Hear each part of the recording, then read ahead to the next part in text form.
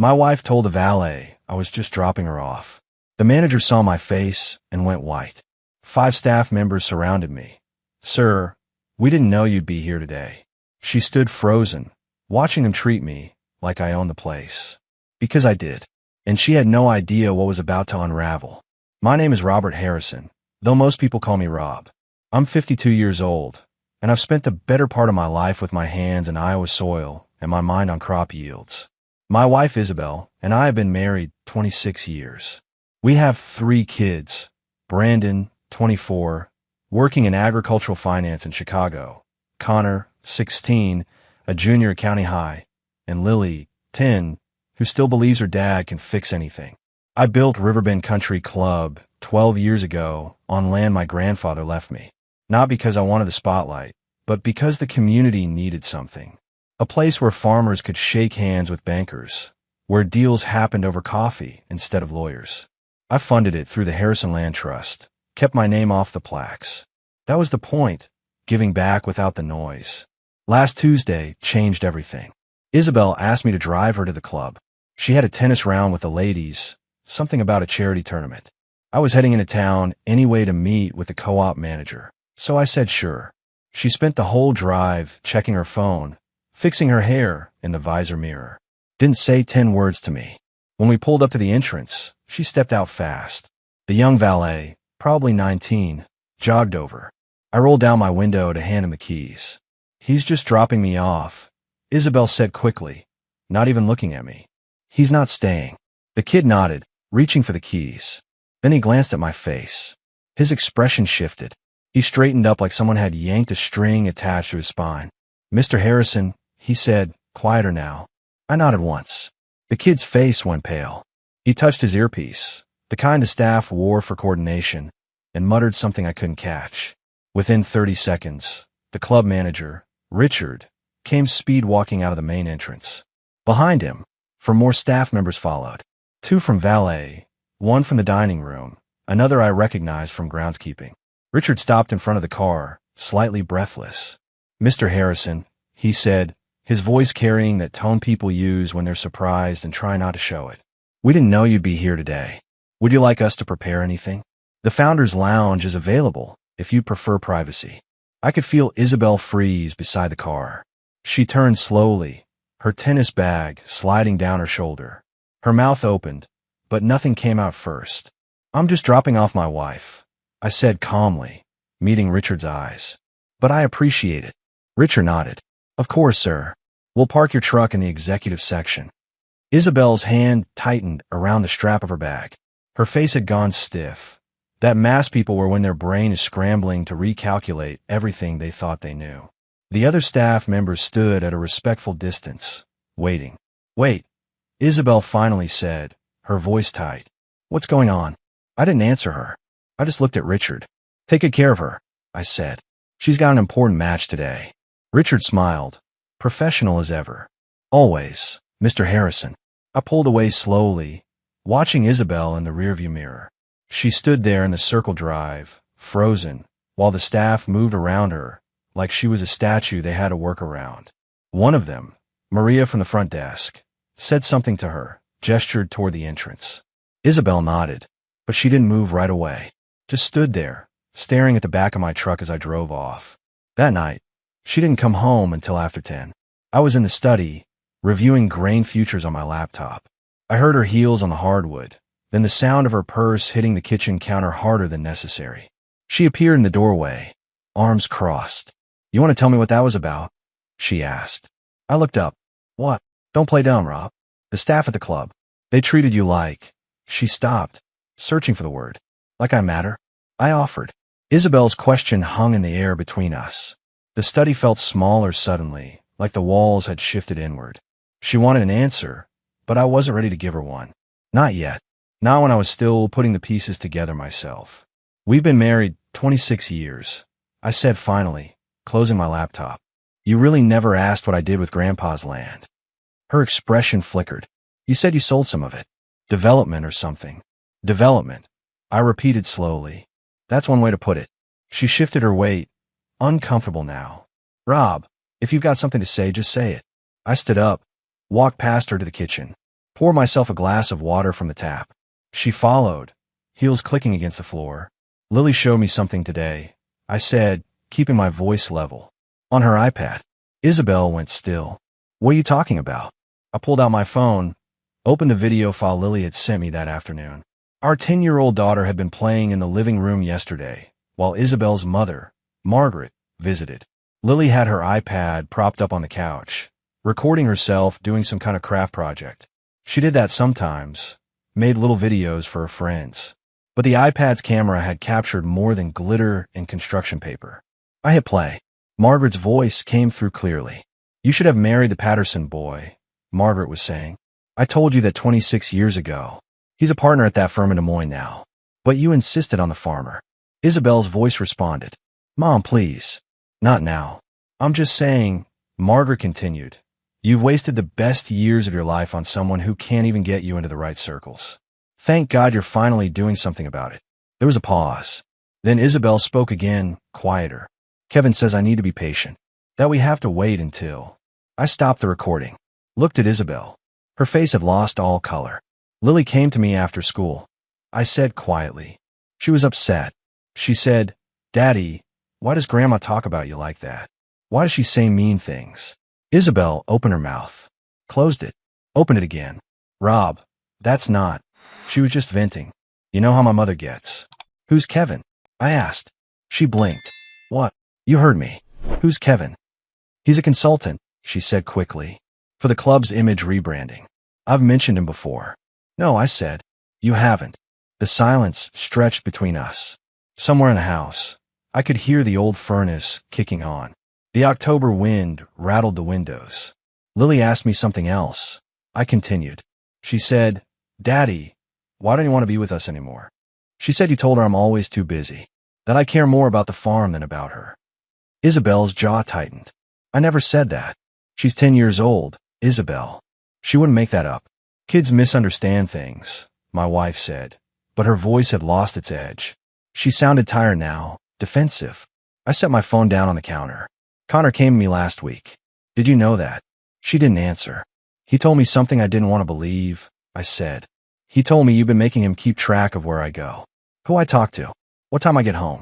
You gave him $100 every time he reported back to you. Isabel's eyes went wide. That's not, he's lying. Our 16-year-old son was crying when he told me. I said, my voice harder now. He said he felt like a spy, like he was betraying me. He said you told him it was to protect the family, that I might be hiding things. You were hiding things. Isabel shot back. You just proved that today. The club staff treating you like you own the place. I do own it, I said simply. The words landed like a physical blow. Isabel stepped backward, her hand reaching for the counter to steady herself. The Harrison Land Trust, I continued. Grandpa's land. The club sits on it. I funded the build. I structured the membership. I've been covering the operational shortfalls for 12 years. Richard answers to a board that answers to me. Why? She whispered. Why didn't you tell me? I looked at her for a long moment. Because you never asked. The next morning, Isabel left early. Said she had a breakfast meeting with the club's events committee. I didn't ask questions. Connor came down for cereal around 7, still half asleep, his hair sticking up in 3 different directions. Dad, he said quietly, pouring milk. I'm sorry about last week. About telling you what Mom made me do. I looked up from the farm report I'd been reading. Don't apologize for telling the truth. She hasn't talked to me since, he said. She just looks at me like I betrayed her or something. I set down my coffee. You didn't betray anyone. She put you in an impossible position.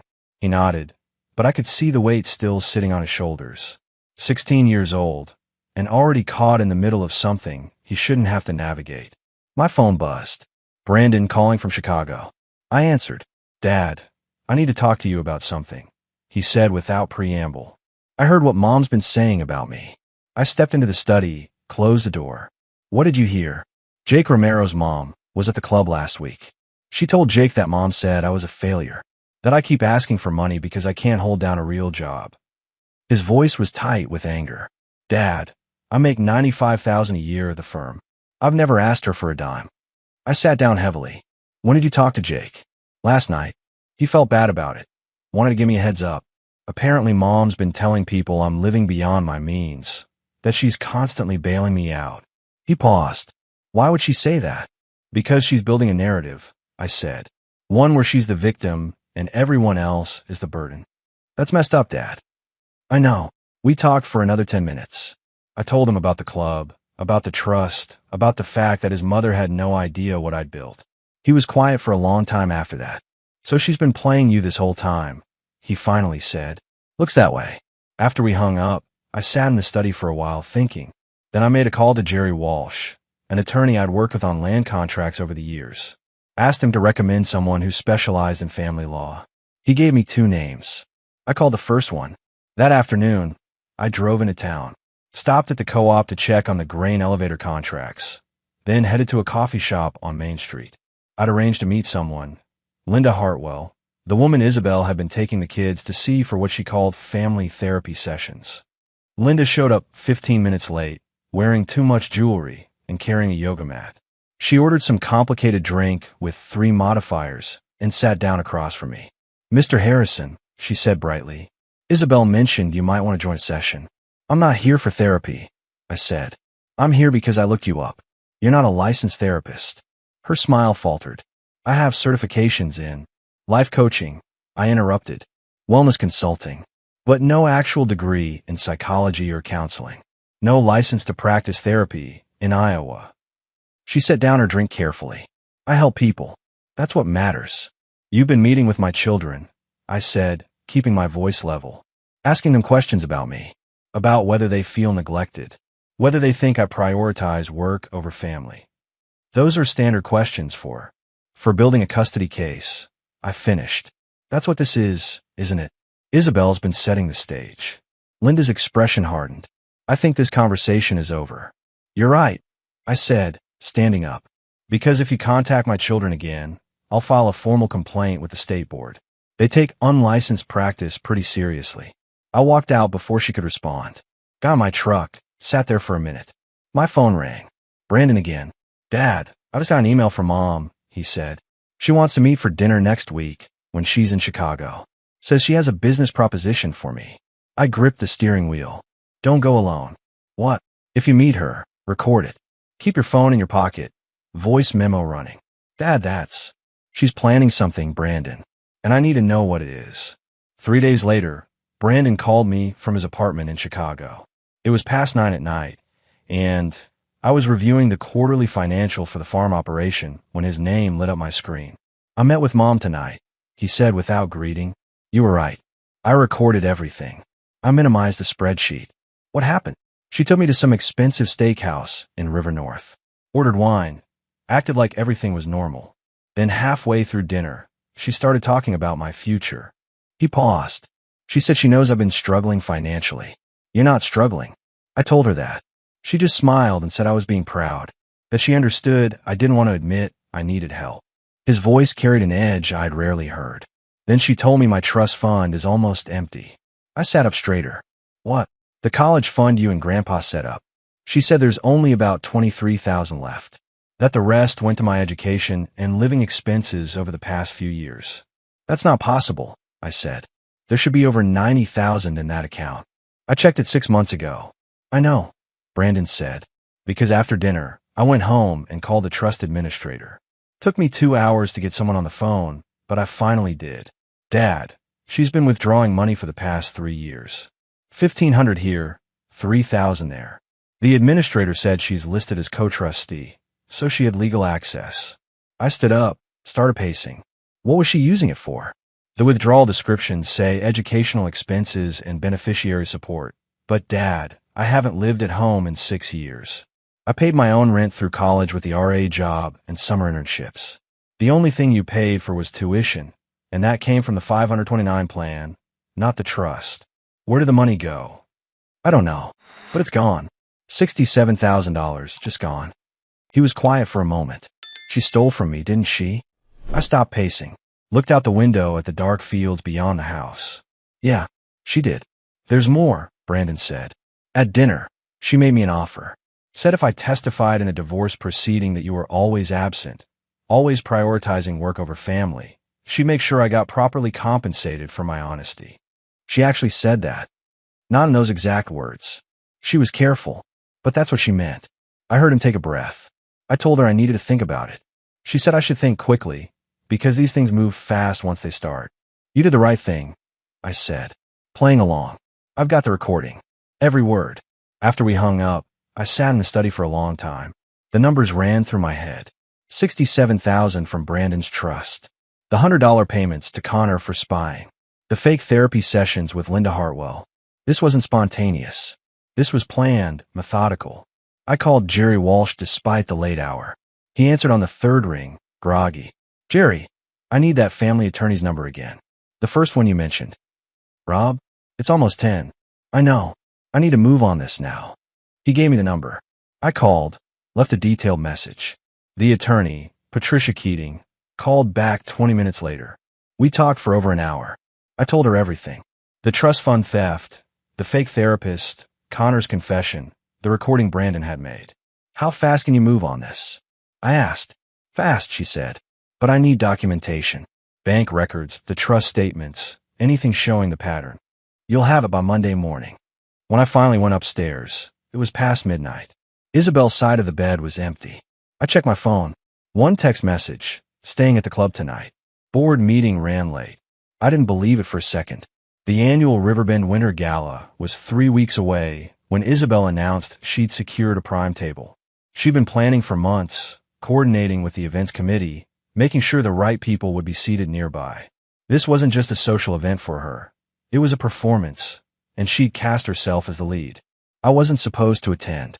That was clear from the way she discussed it. Always, I'm attending, or my table, or my guests. She'd arranged her seating strategically. Gerald Brenner, who ran the largest agricultural supply company in the state, Tom and Susan Yates, old money from Cedar Rapids, and David Fletcher, a state senator who spent more time at fundraisers than the Capitol. The night before the gala, she tried one more time to uninvite me. Rob, you don't have to come, she said, standing in the bedroom doorway while I buttoned my dress shirt. I know these things aren't really your scene. I built the venue, I said mildly. Seems like my scene. Her jaw tightened. People are expecting a certain atmosphere. Business conversations, networking. You'd probably be bored. I'll manage. She didn't argue further, but her expression made it clear she wasn't happy about it. The next evening, I drove separately. Told her I had a farm equipment delivery to oversee first, which was true. By the time I arrived, the gala was already underway. Cars filled the lot. Valet staff moving efficiently under the pavilion lights. I pulled up to the entrance. The young valet who'd recognized me weeks ago, his name was Tyler, practically jogged over. Mr. Harrison, good evening, he said. We'll get you parked right away. Thanks, Tyler. Inside, the main hall was transformed. White tablecloths, crystal, arrangements of winter flowers that probably cost more than most people's mortgage payment. The crowd was exactly what you'd expect. Polished, prosperous, everyone wearing their success like the name tags clipped to their jackets. I spotted Isabel immediately. She was at her table near the center, mid-conversation with Senator Fletcher, laughing at something he'd said. She hadn't seen me yet. Richard, the club manager, appeared at my elbow almost instantly. Mr. Harrison, he said quietly, we weren't sure you'd be attending. Would you like us to prepare the founder's table? Where's that located? Center position, elevated sight lines. It's traditionally reserved for legacy members and board leadership. That'll work. Richard nodded to one of the staff members, who immediately headed toward the seating area.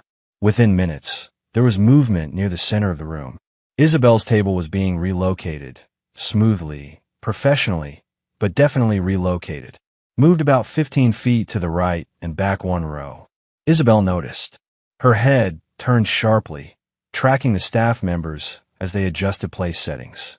Her expression shifted from confusion to something harder when she saw me standing near the entrance with Richard. I walked through the room slowly. People I'd known for years nodded greetings. Some looked surprised to see me. Others, the ones who actually understood how things worked, weren't surprised at all. Senator Fletcher stood as I approached, not out of politeness, out of reflex. He'd been in politics long enough to recognize power structures, even the quiet ones.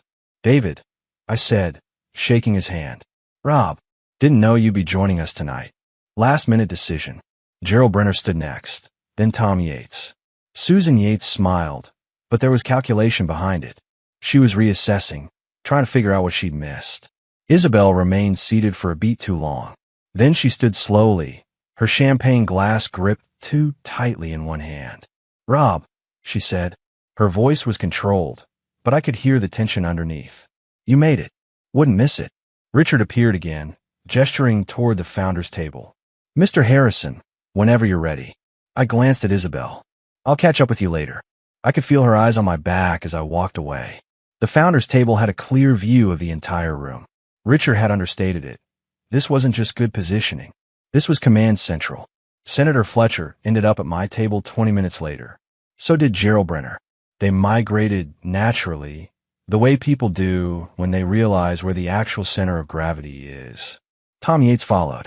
Even the keynote speaker, some entrepreneur from Silicon Valley who'd made a fortune in AG tech, stopped by to introduce himself. Isabel sat at her relocated table, with Susan Yates and two couples I didn't recognize. She smiled when people looked her way, participated in conversations, but her eyes kept finding me.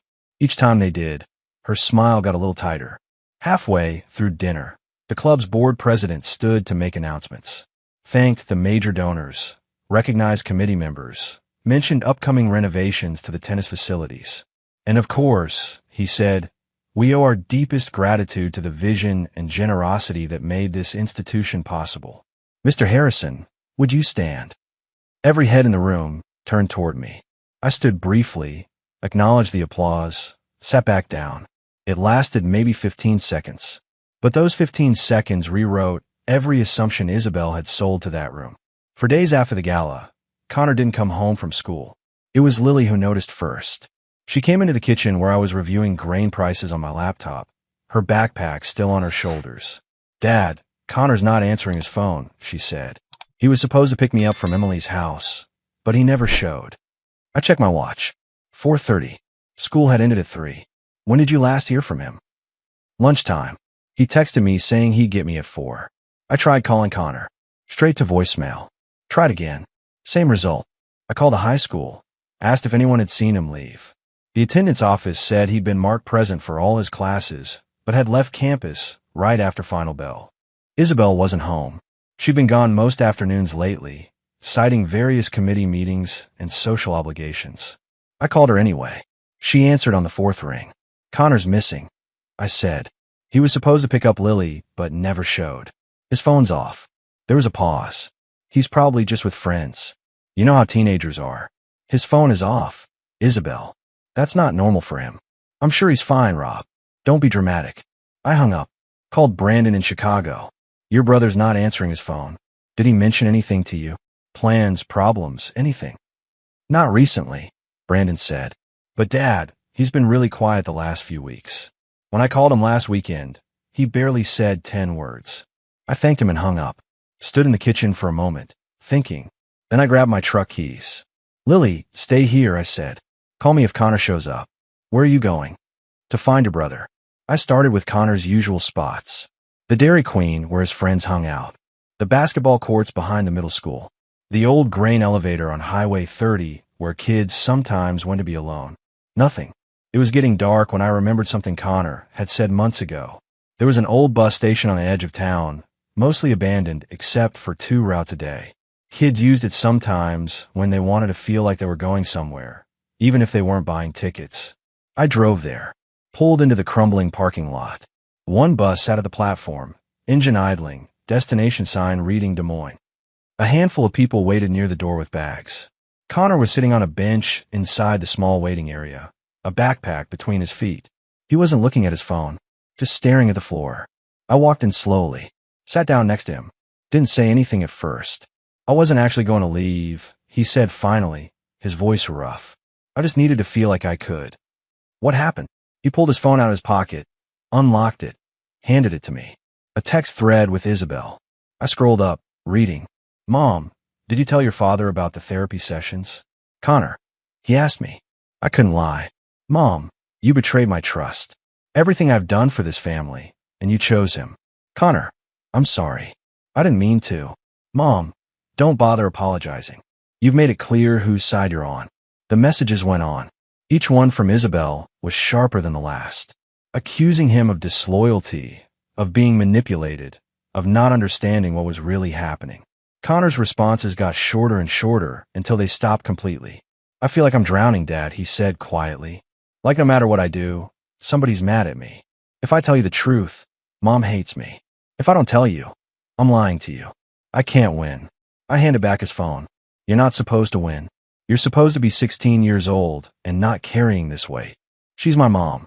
I know, but what she's doing, his voice faltered. It's not right.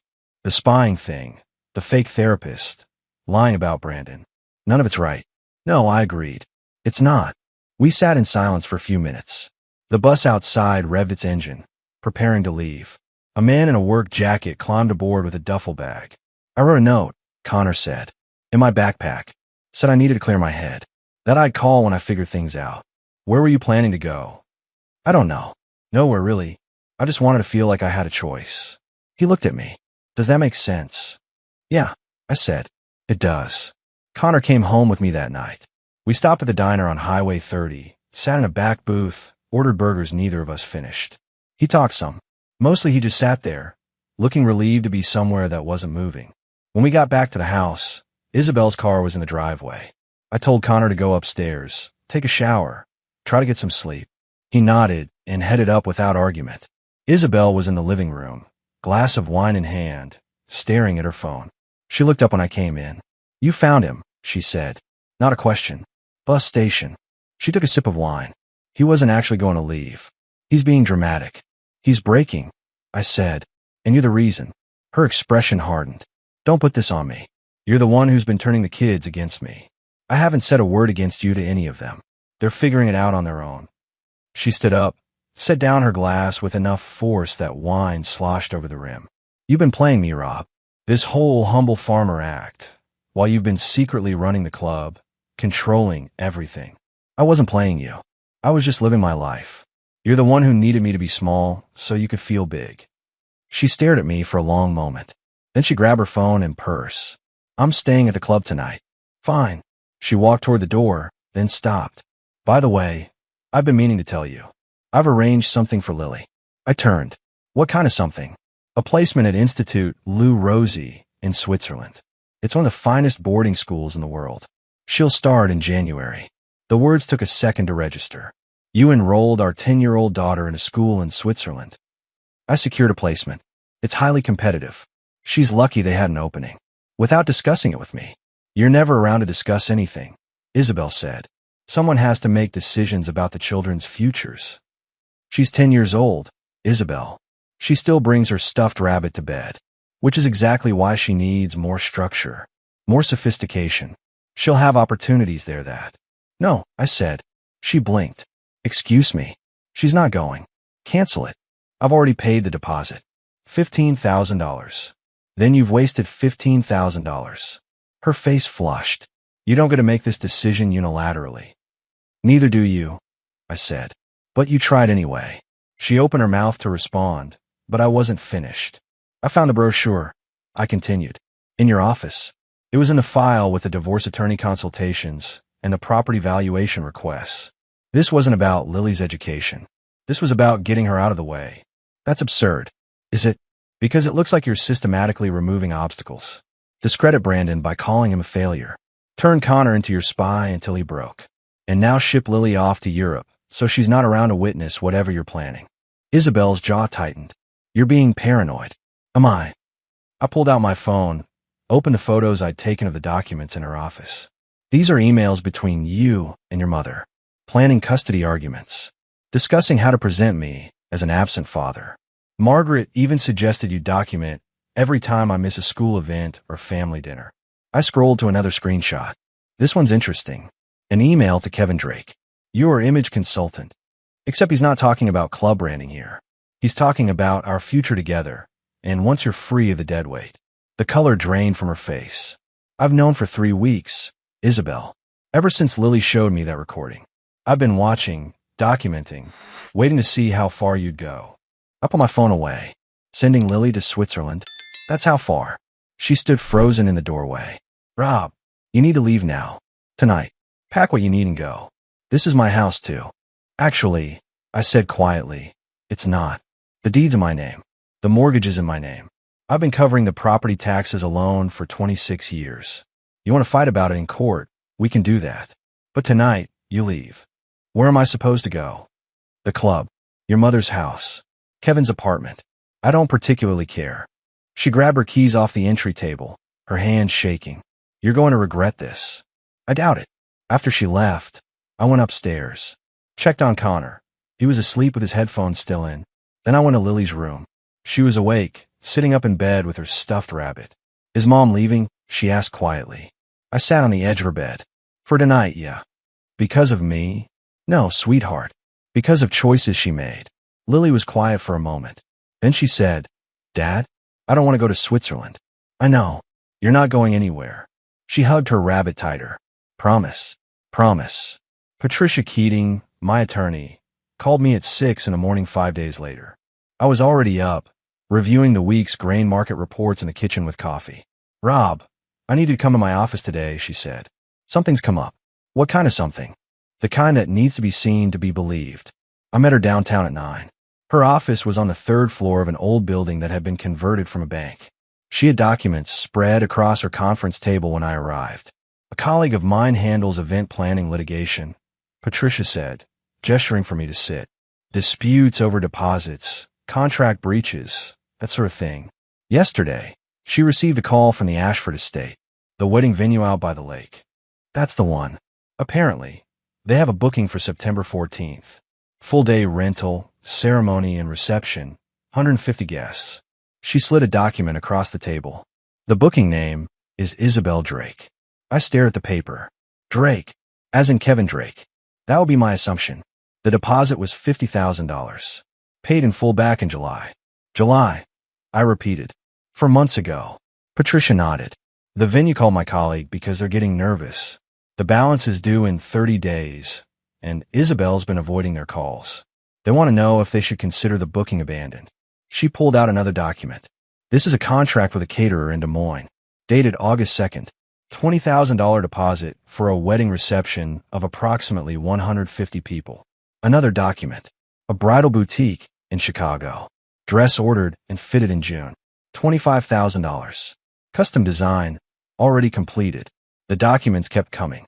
Floors contracts. A band booking. Hotel room blocks. Transportation arrangements. She'd planned an entire wedding, right down to the honeymoon reservation at a resort in the Maldives, all while still married to me. The timeline is interesting, Patricia said. Most of these contracts were signed in June and July. The venue booking was the earliest, in May, which means she's been planning this for at least 6 months, while living in my house, sleeping in my bed, while presenting herself at the club as your devoted wife, Patricia added. The level of calculation here is remarkable. I sat back, processing. Can we use this in divorce proceedings? Absolutely. It demonstrates premeditated intent to dissolve the marriage. It shows financial deception. She was spending marital assets on plans for another relationship. And it completely undermines any narrative she might present about trying to save the marriage or being blindsided by separation. What about custody? It helps there too. Courts don't look favorably on parents who prioritize their romantic interests over stability for their children.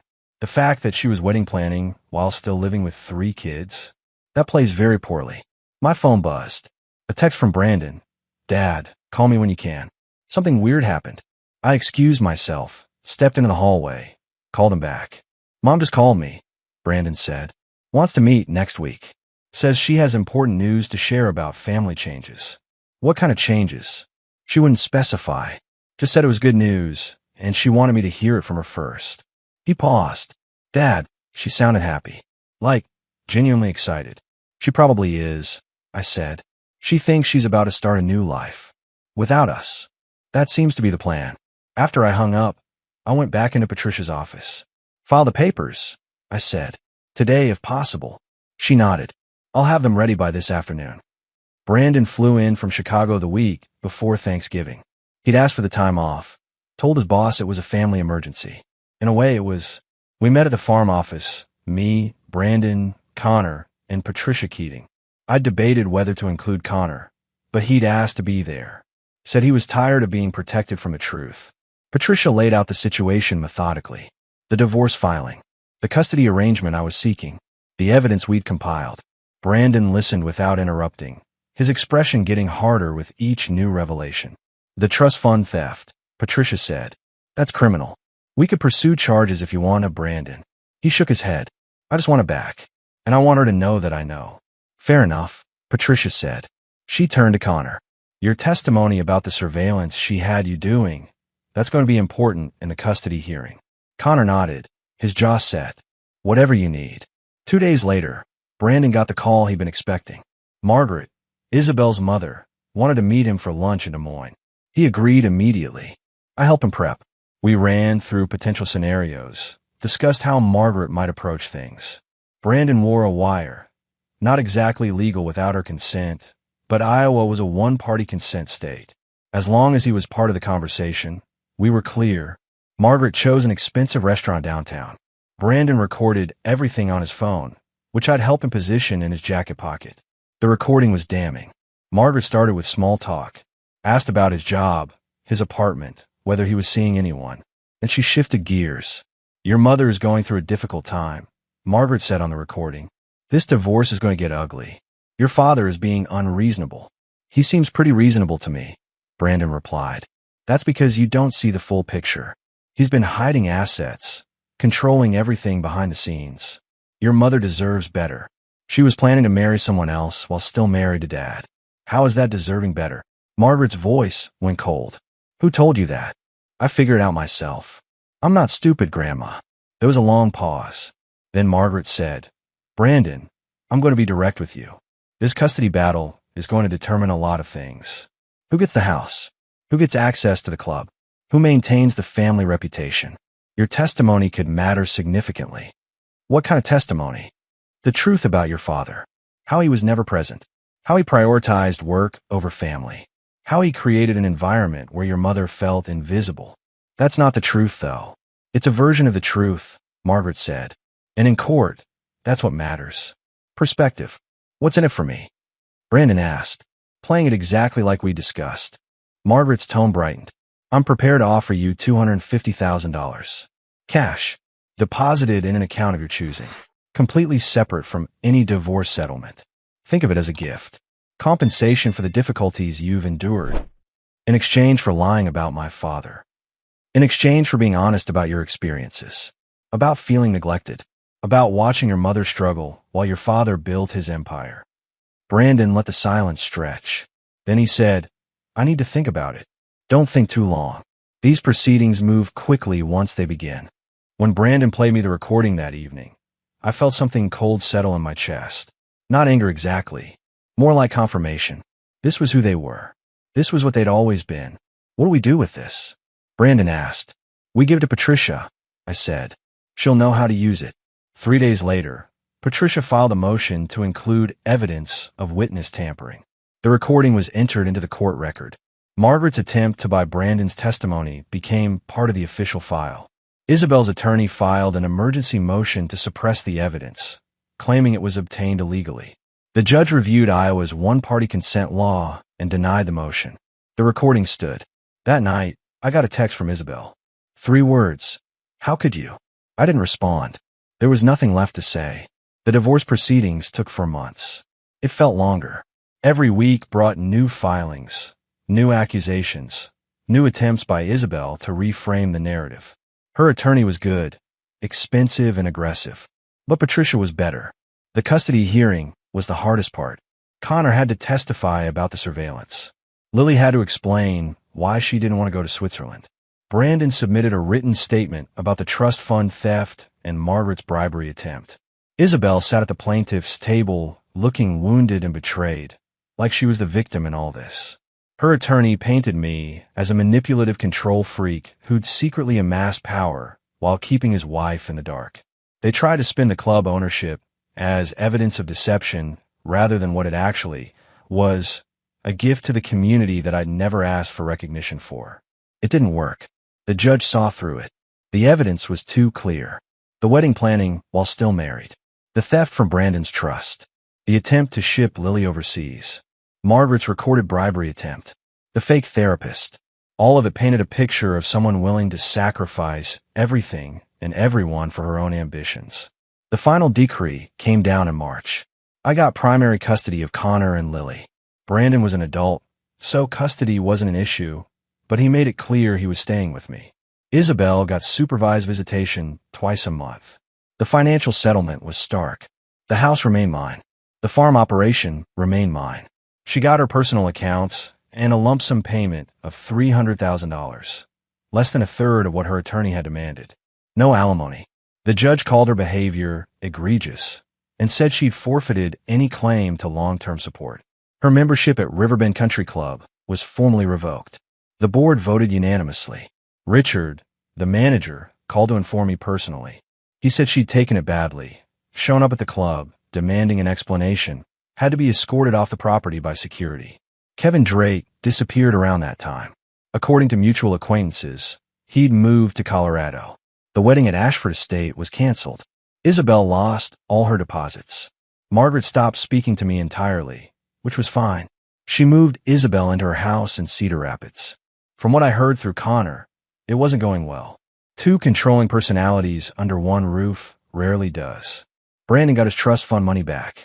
I made him whole from my personal accounts while we pursued legal recovery.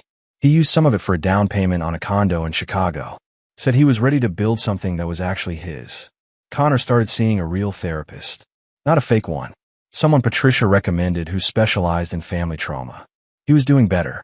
Still had rough days, but he was talking more, smiling occasionally. He'd started hanging out with friends again.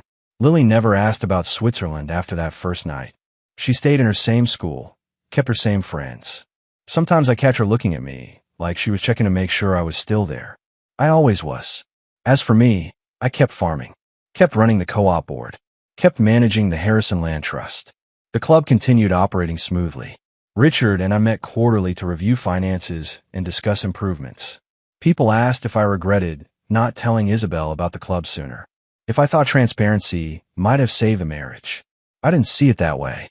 The problem wasn't what I didn't tell her. The problem was who she decided I was without ever asking. 14 months after the divorce finalized, Brandon called me from Chicago. Said he'd met someone. A woman who worked in his building, an architect. They'd been dating 4 months. He wanted to bring her home to meet everyone. Her name was Rachel. She was kind, funny, asked good questions. Liked Connor immediately. Spent 20 minutes talking to Lily about her art project. At dinner, she asked me about the farm, about the trust, about how I'd ended up funding a country club. It sounds like you saw a need and filled it, she said. That's admirable. Brandon smiled at her, then at me. It was a good moment. The kind that reminds you what you're building toward. Life wasn't perfect. Connor still had nightmares sometimes. Lily still asked occasionally if Mom was coming back. Brandon still carried anger about the stolen trust money. But we were healing, building something real, something honest. And that was more than enough. That was everything we needed.